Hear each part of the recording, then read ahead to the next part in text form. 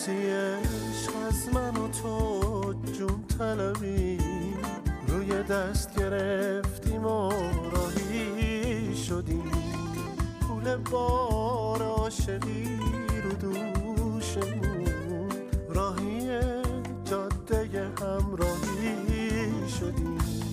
دنیا صخره شد که سد ما بشه، ولی ما مثل یه رود بیقرار حرف آخر رو زدیم تو عاشقی، پیش بحت چشم تنگ روزگار.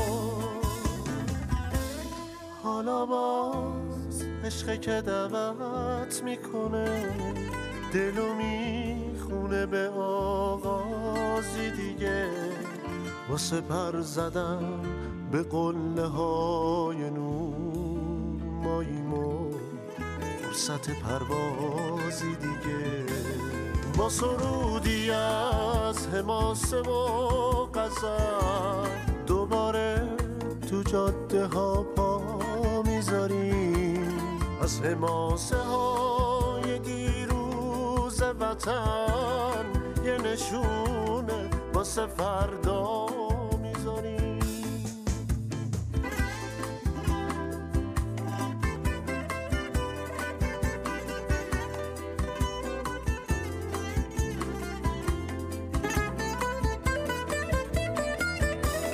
اون روزا تو امتحان عاشقی دلمون افسانه ها رو جا گذاشت، آینه حقیقت زندگی رو پیش چشم تشنه دنیا گذاشت. اون روزا تو امتحان عاشقی دلمون افسانه ها رو جا گذاشت، آینه حقیقت زندگی رو پیش چشم تشنه دنیا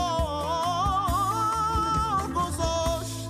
حالا باز عشقه که دعوت میکنه، دلو میخونه به آغازی دیگه، واسه پر زدن به قله های نور ماییم و فرصت پروازی دیگه. با سرودی از حماسه و غزل دوباره تو جاده ها پا میذاریم، از حماسه های دیروز وطن یه نشونه واسه فردا